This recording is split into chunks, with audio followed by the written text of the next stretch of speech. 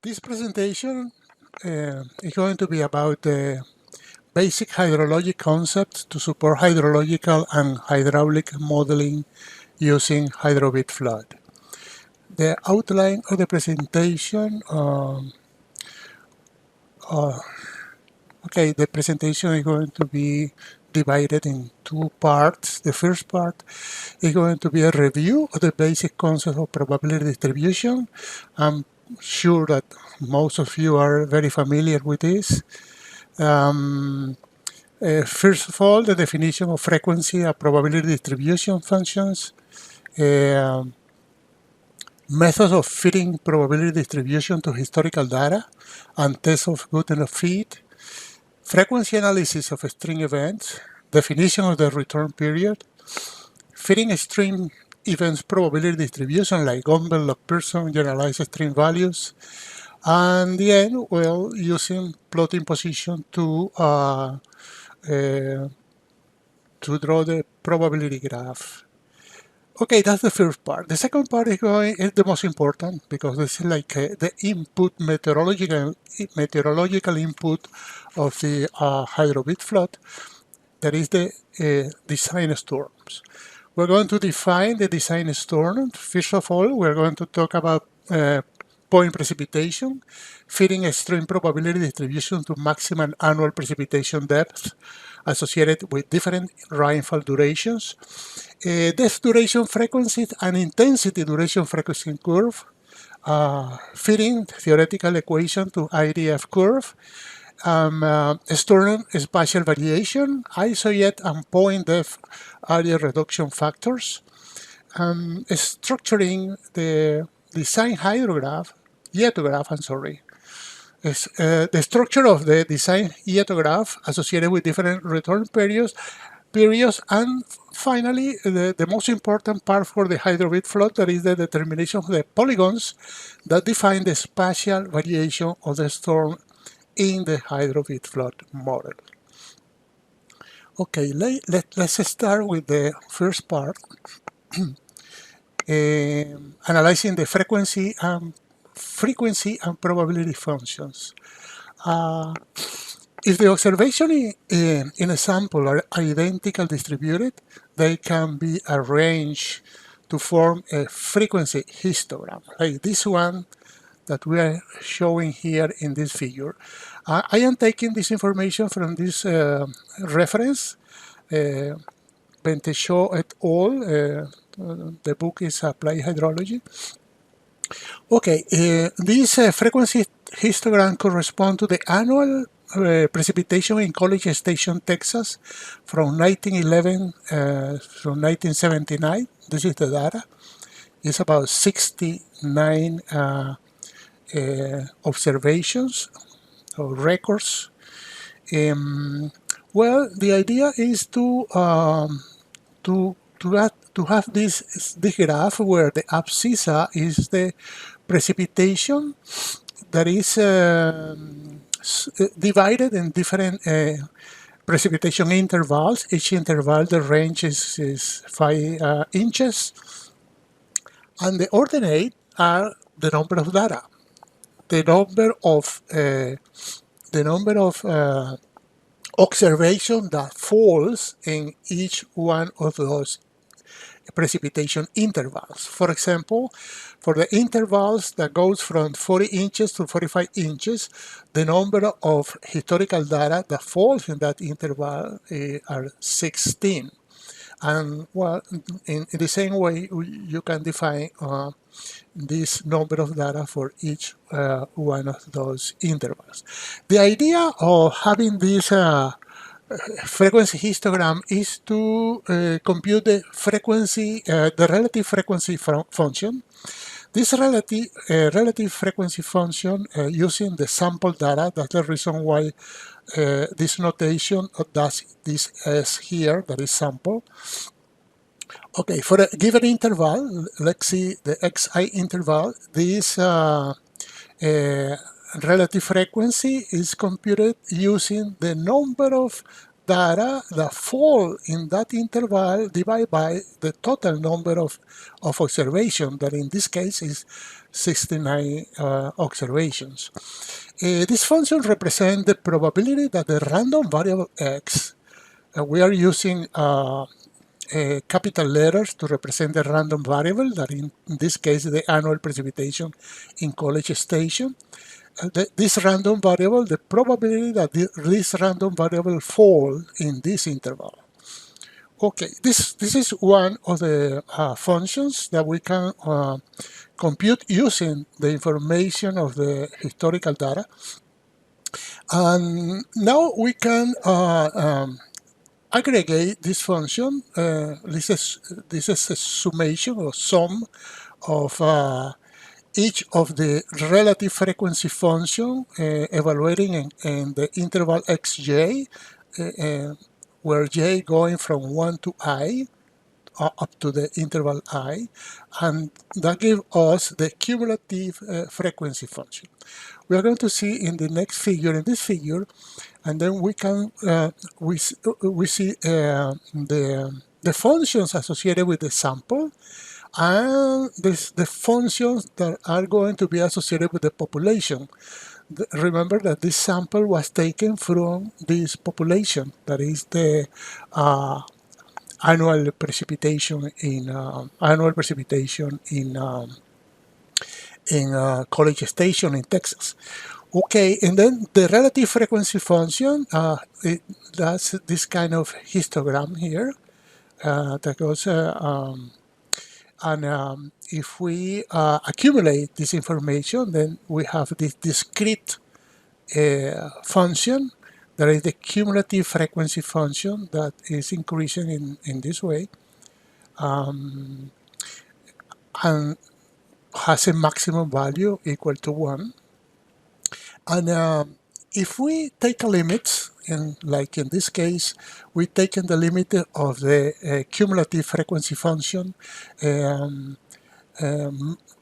where n goes to infinite, and that means that the delta x goes to 0, and then we are going to have as a result the probability distribution function. The probability distribution function is the theoretical function that represents the population, okay, of this random variable. If we take the derivative for a given in a given value of xi, the derivative of this probability distribution function, we are going to obtain the probability density function. That this is this curve that we have here. Well, for this value, this xi, all this area represent the probability distribution function evaluating an xi. That's also called the non-exceedance probability. And the rest that is located in the right section of this distribution is going to be 1 minus this probability distribution function evaluating in xi. And the reason is because the area below this curve has to be equal to 1. The same as here, that the maximum value that can be reached by the probability distribution function has to be 1. Okay. Well, now we have defined the function for the sample, the function for the population, but there is another function that is very important, that is incremental probability function. This incremental probability function is like a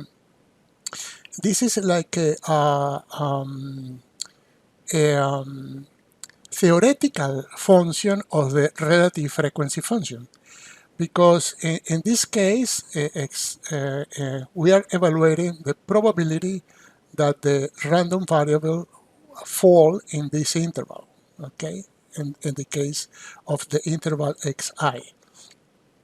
How can we compute this? Well, if we analyze this development here, well, we can compute this using the probability distribution function evaluated in xi minus this probability distribution function evaluated in xi minus 1 in the previous interval, in the interval xi minus the value up to the previous interval I minus 1. This is very important because we are going to use this information to evaluate the fitting of the probability distribution to a given historical data. Okay, some of the most used probability distribution in hydrology. I'm sure that you are very familiar with this distribution, the normal distribution, log normal, exponential, gamma. The probability density function for each one of them, we have for the normal distribution, log normal, exponential distribution.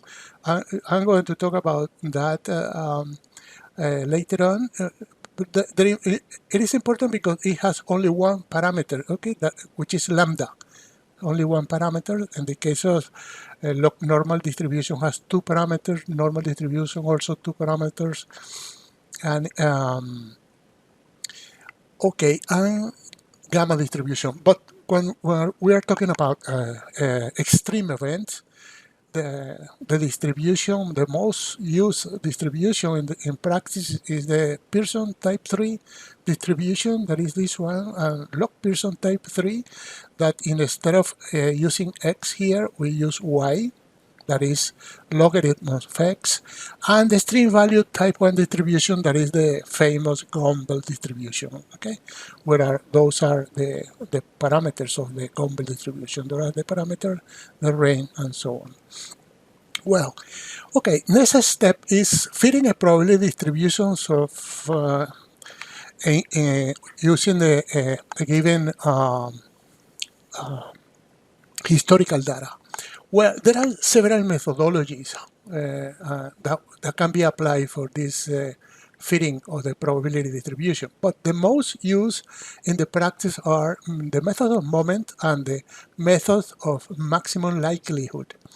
In the case of the method of moment, if we have a distribution that only has one parameter, like exponential distribution, what we do is the mean value of the theoretical distribution, we set this value equal to the mean value of the historical observation. And then we're going to have one equation and one unknown parameter. And then using this equation, we can we solve that equality for this one parameter that has for example, the exponential distribution. If we have two parameters distribution, like normal distribution, well, we use the equality of the mean or the equality of the standard deviation. We have two equations, two parameters, two unknown parameters. In the case where we have three parameters, like log Pearson type 3 probability distribution, then we use the equality of the mean, the standard deviation, but also of the skewness coefficient. And then we are going to have, in this case, three equations with three unknown parameters, and then we can solve this set of equations in order to obtain the value of the parameters. To fit the using the method of moment, given probability distribution to the historical observation. Well, the other methodology, that is the method of the maximum likelihood, in this case, what is important is that we know that we have a sample of independent and identical distributed observations, x1, x2, xn. We have n observations in this sample. Well, and what we try to do is to find the value of the parameters that maximize the likelihood or joint probability of occurrence of the observed sample. Okay, that maximize the joint probability of the observed sample. Okay, in this case, we have to obtain the joint probability of this of the occurrence of this sample, and for each observation, we have to define the individual probability that we can do that using the probability density function evaluated in x1, that is observation 1, multiplied by differential x differential x. That's the probability occurrence probability associated with the observation x1, and this is with the observation x2, and so on until the observation xn. And given that they are independent, the joint probability is the product of the individual occurrence probability associated with each one of the observation. But in this case, this differential x that we have here is a constant value.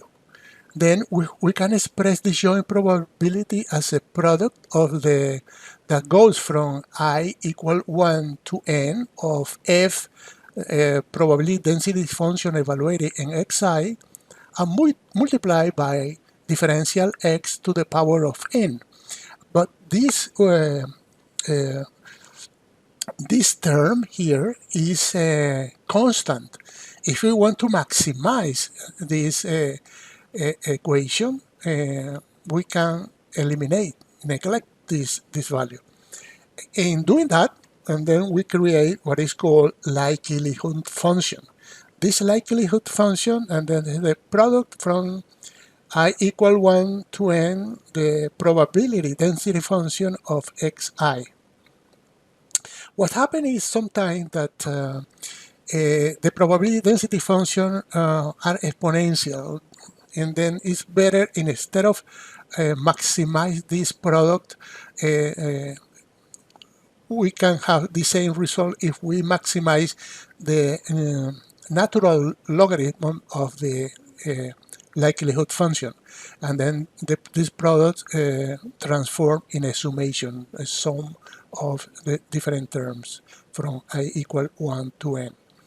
That's an example in the case of this maximization for the of the parameter lambda for the exponential distribution. You can see that in this case is log of a likelihood, using an equation like this one, and the maximum value of lambda is equal to 0.234. Okay, for this example. Okay, and then this is the kind of fitting that we are looking for, where this, for example, this is a normal distribution. In the abscissa, we have the mean annual flow of the Paraguay River, and Asunción Station. Asunción is the capital of Paraguay. We have like 100 years of data, and this is the historical data. To plot this historical data in this graph, we need to associate each one of the observations with this non-exceedance probability, with this non-exceedance probability. Later on, we are going to discuss that because we can do that using the plotting position concept or plotting position equation. Well, this is for the mean annual flow, but we can do that also for another random variable like annual precipitation, and also this is a normal distribution, and this is the observation of the annual precipitation at Morita Station. That's a rain gauge. Okay, now we have the fit of the distribution to a given historical observation. Now we have to analyze how good is that fit. To do that, we have to testing the goodness of fit. There are several methodologies to do that, but in this case we are going to have to use one of the most popular, that is the chi-square test. And this chi-square test uses this equation to compute the chi-square for each of the intervals. M is the number of intervals that we have in the frequency histogram that we analyzed previously. And in this equation, look, we are using the information derived from the sample, that is the relative frequency, and the information derived from the theoretical distribution, that is the incremental probability function, the incremental probability that we can compute it using this equation. Okay, and then applying this equation, this is the number of observation. Applying this equation and summing this equation, the sum from I equal 1 to m being m the number of intervals, we can obtain then the chi-square, the computed chi-square. Now we have to compare this to the theoretical value of the chi-square probability distribution. Then to describe the chi-square test, the probability distribution must be defined. This probability distribution is a function of the degree of freedom. What is the degree of freedom in this case? Is this variable nu. This nu is equal to m, that is the number of precipitation interval, minus p, that's the number of parameters that the probability distribution that we are feeding to the data. If it is exponential, p is equal 1. If it is normal distribution, p equal 2. If it is log Pearson type 3, p is equal 3, and so on. Okay, we need then this degree of freedom, but also to define the confidence level. This confidence level, generally, we use 95%. 95%. What we are testing is the null hypothesis. The null hypothesis for the test is that the proposed probability distribution fits the data adequately. And then, when we choose this confidence level of 95%, and then we have 95% of probability that the decision that we are making is right, is the right one. Well, if the computed value of the chi-square is less than this theoretical value, then the null hypothesis is accepted. If not, it will be rejected. Let's see this in this example.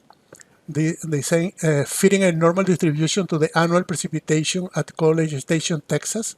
Well, we define 10 intervals.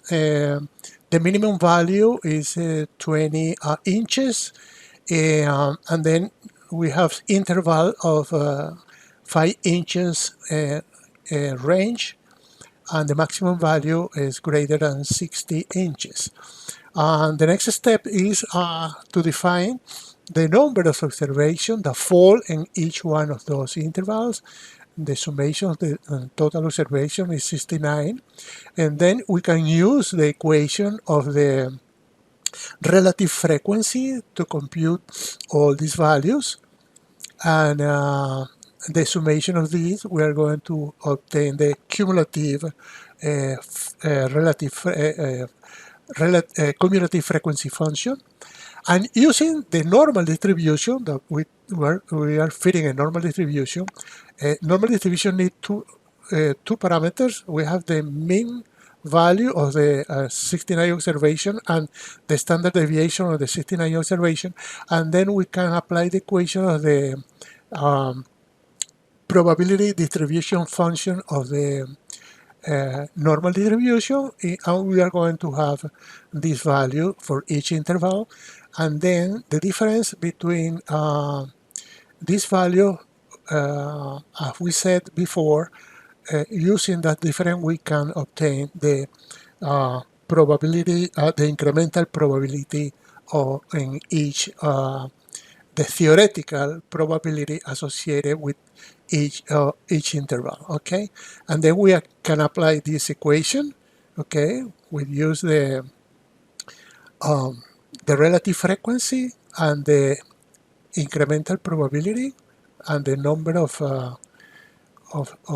observation, and then we can compute this chi-square for each interval. The sum of these is going to be 2.377. Okay, to calculate the theoretical value, we need the degree of freedom that is going to be 10 interval, 2 parameters minus 1 equals 7. And then using this value of 7 as degree of freedom and the confidence level of 95%, we can use, for example, Excel, that it has this probability distribution as a function.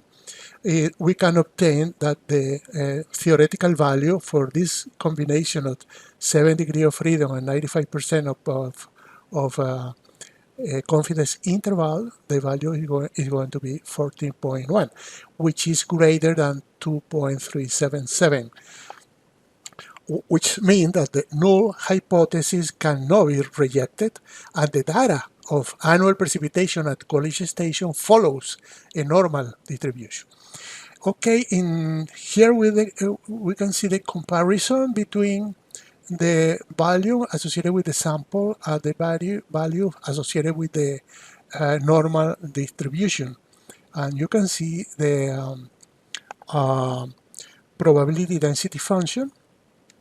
And in this case, the probability distribution function for the sample, that is the cumulative frequency, a function, and the probability distribution function using the normal distribution. You can see the comparison with that. Okay, now the next step is analyze the string events frequency analysis. String event frequency analysis that generates this type of problem.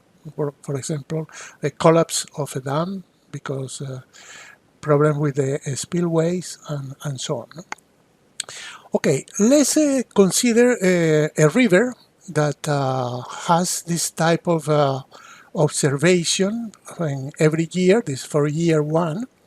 And in this river, that in total, if we usually the water level is recorded every 15 minutes in a gauge station, engaging station.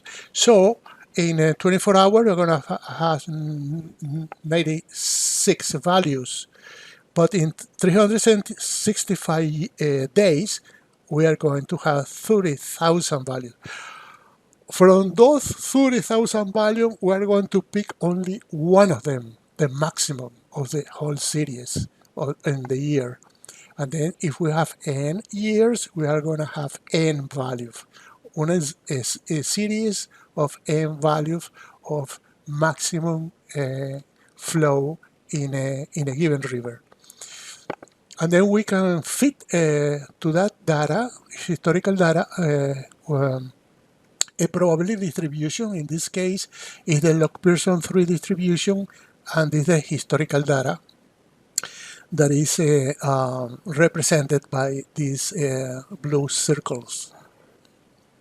Okay, and this is the relation return period in the abscissa and flow in cubic meter per second in the ordinates. Okay. By definition, the return period is 1 over the probability of exceedance. They have to be greater or equal. Probability of exceedance. Let's see how we can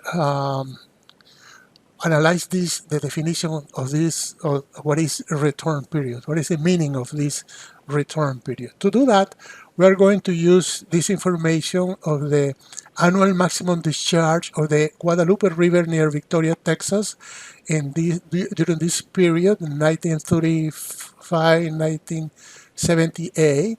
Okay, this is the graph of this observation, discharge in CFS, 1,000 cubic feet per second, years in this case. Okay, this is the maximum value each year.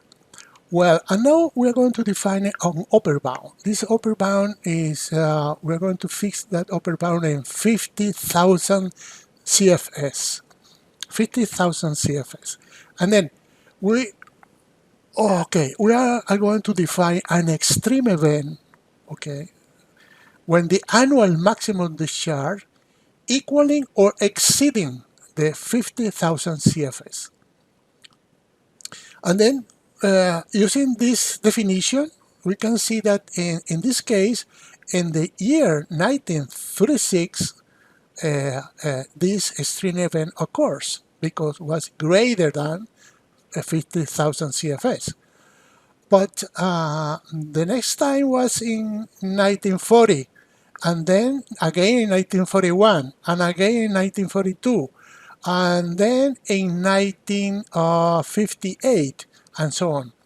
And then you can see this exceedance year, 1936, 40, 41, 42, and so on. And we can define, using this information, we can define the recurrence interval.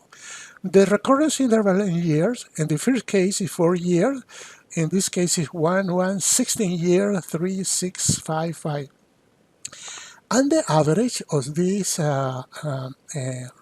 information was recurrence interval is 5 years. That means that the return period of 50,000 CFS is 5.1 years. But it is important to know that even though we are fixing that the return period is 5 years, that doesn't mean that the 50,000 CFS is going, event greater or equal to that value is going to occur every 5 years. No, could be in 1 year or could be in 16 years, because this value is an average value. Okay, that's it is very important to keep in mind that in that definition. Okay, now let's analyze the relationship between return period and probability of exceedance. The probability of exceedance, let's say that P is the probability that the random variable is greater or equal to a given value, for example, the 50,000 CFS. And then analyzing this process, we see that in each observation, there are two possible outcomes. Either success when the random variable is greater than that upper bound, that is, in this case, 50,000 CFS, or failure when the random variable in a given year is less than 50,000 CFS. If the probability of occurrence of this extreme event is P, the failure is going to be 1 minus P, because you only have two options, or success or failure. Okay, then the observation, since the observations are independent, the recurrence interval of duration, tau, follows a binomial distribution. The binomial distribution is this one, that is a discrete distribution, discrete probability distribution. And if I want to compute the expected value of tau, remember that tau is the recurrence interval, we have to sum, because it's discrete distribution, from tau equal 1 to infinite, the product of tau times the probability density function of this binomial distribution. Developing this summation, this equation here, at the end we are going to have this result, that expected value of tau, which is the return period of that xt, is going to be equal to 1 over p. But p is defined as the exceedance probability. That means that the exceedance probability is going to be equal to 1 divided by the return period. And also the return period is going to be equal to 1 divided by the exceedance probability. Well, that's why there is that relationship between return period and exceedance probability. Okay, now, from the engineering point of view, the answer to this question is very important, because in this case, let's analyze this question.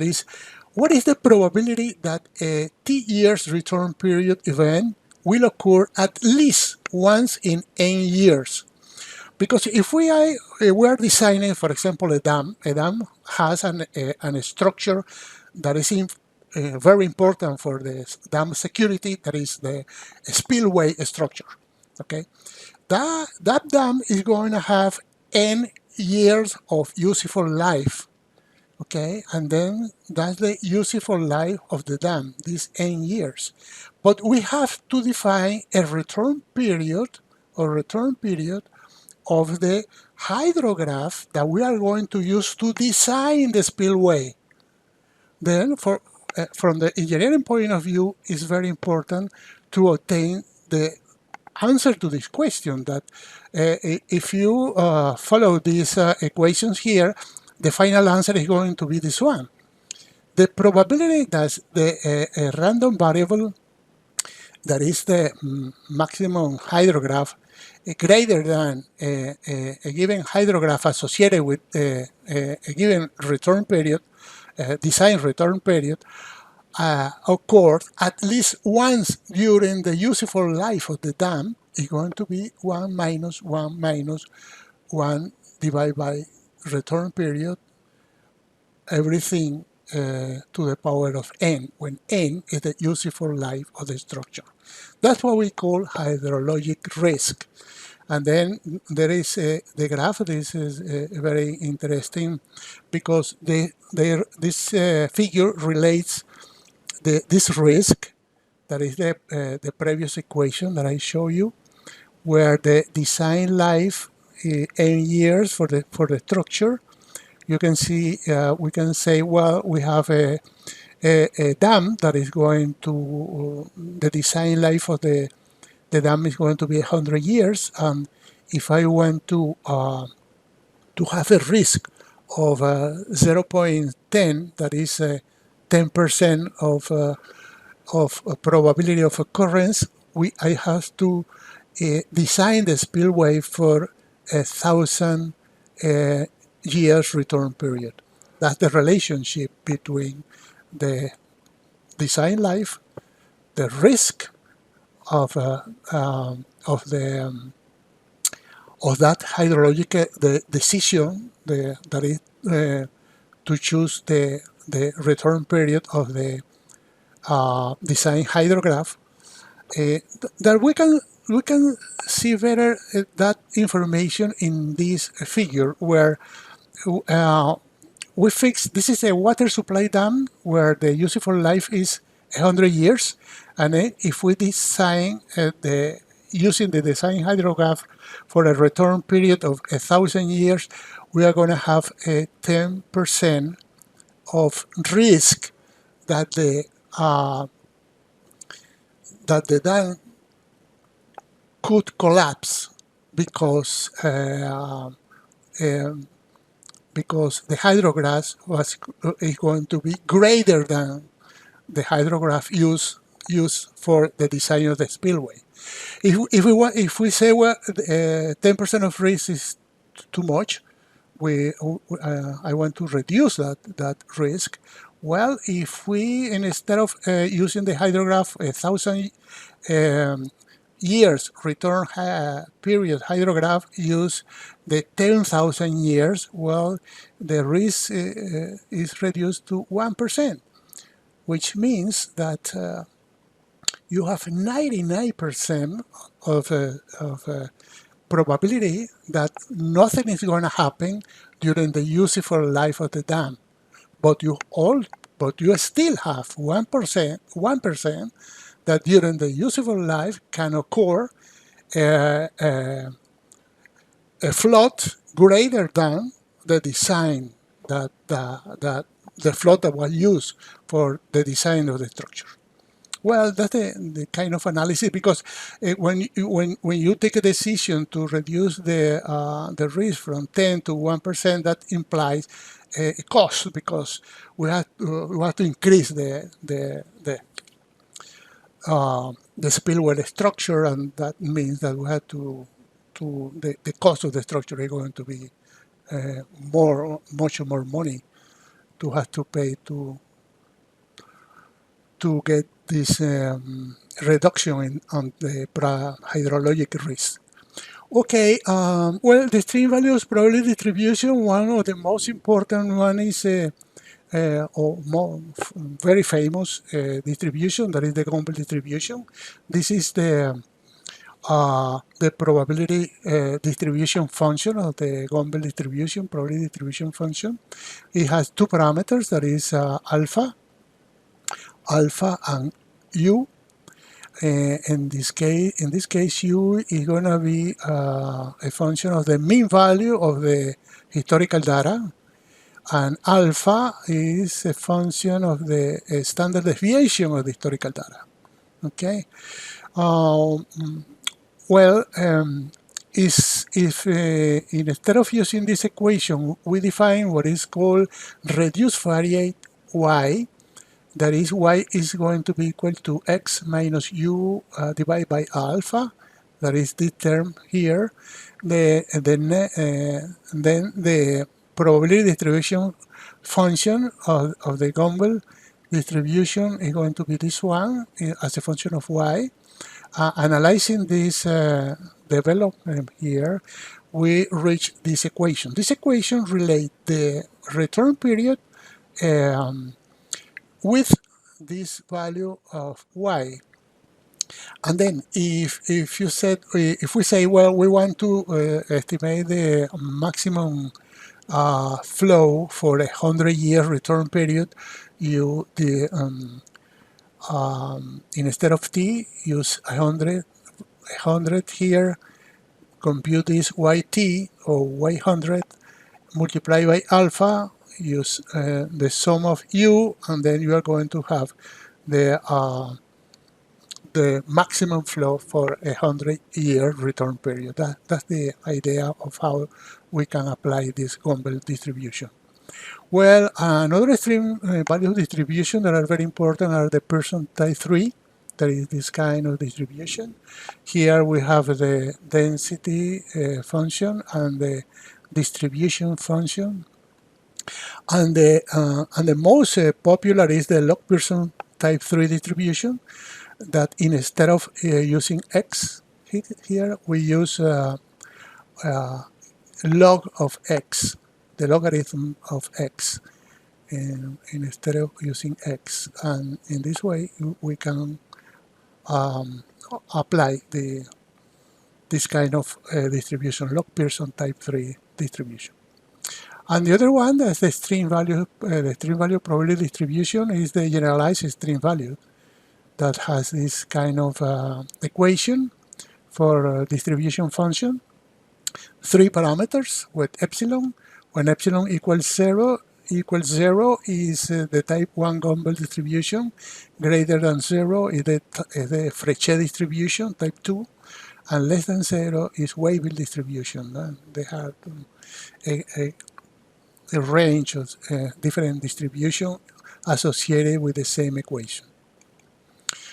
Okay, plotting position. Finally, we reach the plotting position. The plotting position refers to the probability value assigned to each piece of data to be plotted. Okay, there are several methodologies to do that, but the most popular is this equation that we have here. In this equation, n is the total number of value, or the total number of observation to be plotted, and m is the rank of a value in a list order by descending magnitude. And the exceedance probability is computed using this equation. That's the exceedance probability. Remember that the exceedance probability is directly related to return period, because 1 divided by the exceeding probability give you the return period. Okay, and then okay, in general A and B is a plotting, the plotting parameter. The plotting parameter that in the case of Gumbel distribution is 0.44. In the case of log Pearson type 3 distribution is around close to 0.4, but it's around that value in general. Okay, let's see an application of this equation. In this equation, instead of using the exceeding probability, we are going to use the return period. And then there is 1 over the exceeding probability. And then the equation is going to be this one. Okay. Let's see that we have this in the station Arecuna at the Caroni River. We have this information of the maximum flow for every year for the period 1965 to 2002. Okay, we have all this information. We are talking about 38 data. That means that n is equal to 38. And then the first that we do is we order this historical flow, maximum flow, from the largest value to the lowest value, okay, in that descending order. And then this order here is what we call in the equation the value of m, okay, m is the order. And then we can apply this equation because we are using a 0.44 as a plotting parameter.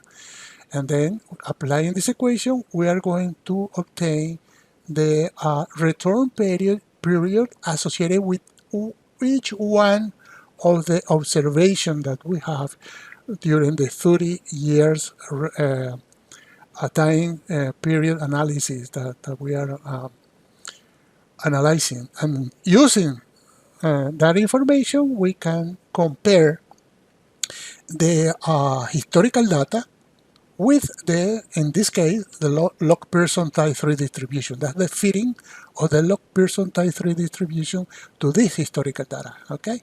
The historical data are the blue circles. Okay, that's the way we use this plotting position. Okay, we can do that instead of using, we can use exceeding probability, or we can use return period, or we can use reduced variate. Either one is the same because they are related. Okay. Here for the Paraguay River at Asunción, here for the American River in Folsom, USA. This is using this software that is a HEC software, the U.S. Army Corps of Engineers, that is HEC SSP. It's a statistical software package that is excellent software. Okay, well, we can do we can apply this plotting position when we are analyzing maximum flow or rainfall depths for 16-minute duration, or rainfall. In this case, we are using, instead of here's a Gumbel distribution, but in this case is generalized stream value distribution. There was in Banano River Basin in Costa Rica, using reduced variate instead of a return period, but it's the same. Okay, now, well, we enter in the final part, the second part, that is the defining design storm. A design storm is a defined precipitation pattern that will be used in the design of the hydrological system. In general, the design storm represents the input to a hydrological model that allows obtaining the response hydrograph associated with the occurrence of that storm. As I said before, this design storm is going to be the meteorological input to the HydroBID flood. How can we characterize these storms? Well, through the design ietograph that defines the temporal variability of the storm, and the isogeral maps that describe the spatial variability of the storm. Let's analyze a given storm. This is a storm that was recorded at the gauge 1B in Austin, Texas, in this date. Every 5 minutes, okay, we have this incremental precipitation in millimeters. The total precipitation was 213.61 millimeters. The maximum value in 5 minutes was 1930, the maximum depth, 1930. If we aggregate this in every 30 minutes, the first 30 minutes and then the second 30 minutes and so on, when we can analyze this, finding the maximum value is going to be 77.98. The same for 1 hour, 141.22, and for 2 hours, 208.28. Well, that's the maximum depth, but we can transform this in maximum intensity. And the way to do that is using this type of equation, where that's the precipitation depth, that's the duration in minutes, and that's the intensity in millimeters in this case, because we are using precipitation in millimeters, millimeters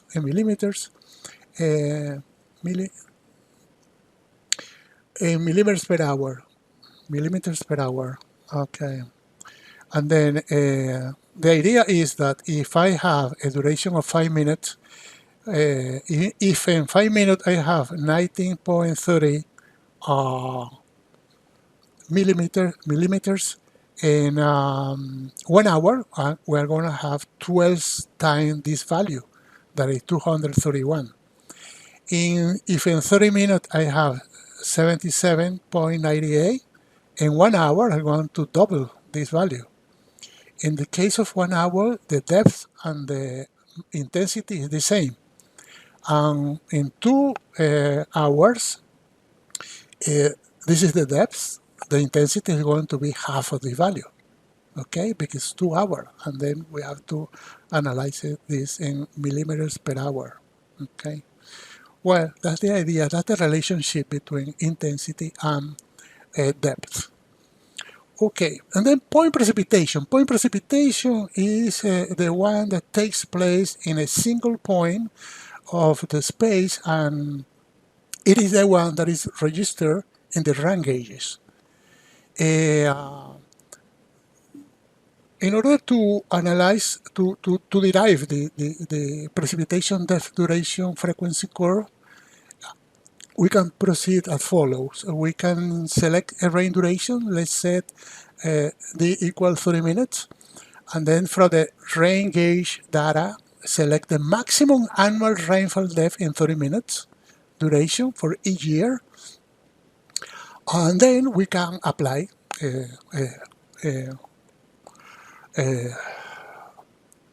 a probability distribution, a string event probability distribution like Gumbel distribution, and using that, fitting that information for that's the kind of fitting, for example, for 24 hours or 1 hour or 3 hours and so on. And then we can have a table like this, that for a given duration we are going to have, and then the depth associated with different return periods, different depth, different duration, different depth for different return period. Okay, this is depth, duration, frequency. Now, if I want to obtain the intensity, duration, frequency, we have to apply this equation, and then we transform this depth in intensity, millimeters per hour, okay, that we have here, okay. Okay, another thing is that this is the graph where we have a duration of the rainfall, the intensity, and different curves are different return period, okay. For each curve, we can apply this theoretical equation proposed by Wenzel in 1982, where TD is the duration of the rain, and the parameters we fit this equation to the data by fitting these parameters C, E, and F. In this case, C, E, and F. In this case, for each return period. Okay. Okay. Now let's analyze the spatial variation of the storm. The spatial variation of the storm. Here we have a storm that occurred on May 10, 1978, on Upper Limon River, upper basin of Limon River, for 10 hours duration. The center of the storm was 280 millimeters of rain, and we have the isojet for each 20 millimeters. I mean 20, 40, 60, 80, 100, 120, and so on. And then using this information, we can, for each isojet, compute the area. The area, you can measure these areas. Okay, those are the area associated with each isojet. And the mean precipitation, we can compute the mean precipitation using the isojet methodology. Okay, that's the mean precipitation, where for the point precipitation is this one. Is going to be the mean precipitation 282.9, okay, for this area. And then if we divide this mean area precipitation divide by the maximum value, that is where this point precipitation, we are going to obtain, and we make a graph where the abscissa is going to be the area, and the ordinate is going to be that factor. We're going to have something like this, and that's the area reduction factor. Okay, and we can see the factor that is decreasing with the size of the area. Okay, the HMS use this kind of reduction factor for different rainfall duration. But if you compare this information with this information, they are completely different, because these are, in this case, this storm is a tropical storm that have a behavior completely different that the storm used to make this graph. Okay, and for this reason, the best way to obtain this value is using historical value in the basin that you are analyzing. Okay, now let's analyze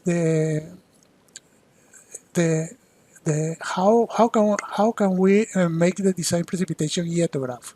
Okay, we're using the alternating block method proposed by Pentechot et al. In the reference Applied Hydrology. And what we do is something like this. Suppose that we are going to have a yetograph of 2 hour duration, and here is the increment of 10 minutes. Okay. And over the interval, the time interval for the yetograph is going to be 10 minutes. Using an equation like this one, okay, like this one, using an equation like this one for a fixed return period, we can compute the intensity. Okay, using that equation to compute the intensity. And then, given the intensity, we'll compute the cumulative depth. And given the cumulative depth, the difference between this value, we are going to have the incremental depth. That is those values that are here. This is equal to this one, but this value minus this value is going to be this one. this value minus this value is going to give this one, and so on. Now, the procedure is to locate the maximum incremental depth in the middle of the duration of the storm. In this case, 120 minutes at the 60 minutes. And then we locate this maximum value here, 70.6. The second largest value to the right, the third to the left, the next one to the right, the next one to the left, and we are building this hietograph that we have here. This is the maximum value, the second to the right, the third to the left, the next one to the right, to the left, to the right, to the left, and so on. And that's the way we design the precipitation hietograph developed in 10 minutes increment or intervals for 10 years return period and 2 hours of a storm at Denver, Colorado, here in US. Well, you can also have this for 24 hours if you want, every 5 minutes. This is another example, no? Okay, let's analyze this example that we are going to use in the exercise that we are going to resolve using QGIS. This is the spatial distribution of annual precipitation on Santo Domingo River Basin.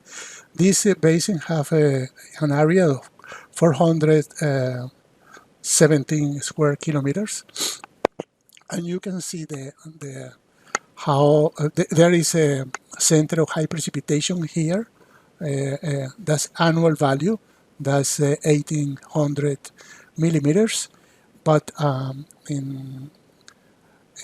here in the upper part of the basin is like 900 millimeters, the value for annual precipitation. Those are the annual isojets.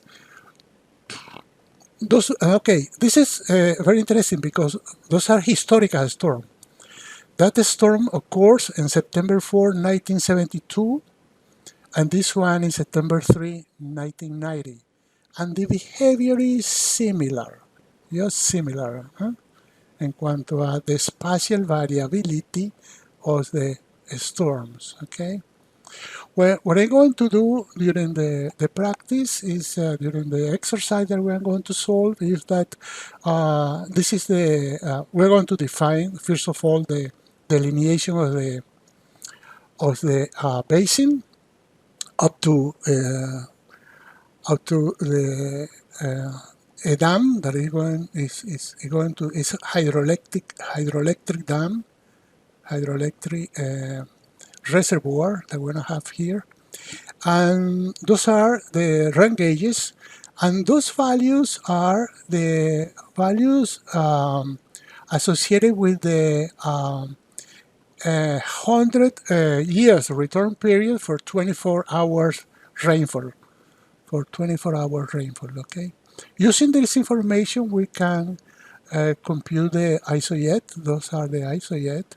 And then using this isojet, we can define the polygons. Well, previously, this is the area, the reduction factor for the two storms that we are analyzing, the 1972 storm, historical storm, 1990 storm, and very similar. No, the two relationship of area reduction factor as a function of the area. Again, completely different to the by default we use when we are using the HMS model, and then we have to be careful with that. And well, the idea is to define this. We are going to define the hietograph, corresponding hietograph for a given return period. Sorry, this is for a 100-year return period. In this area where the factor is equal to 1. Now, those are going to be the polygons associated with different hietographs that we're going to obtain those hietographs multiplying this factor times this yetograph, and the idea is to have something like this. Okay, this is the original one.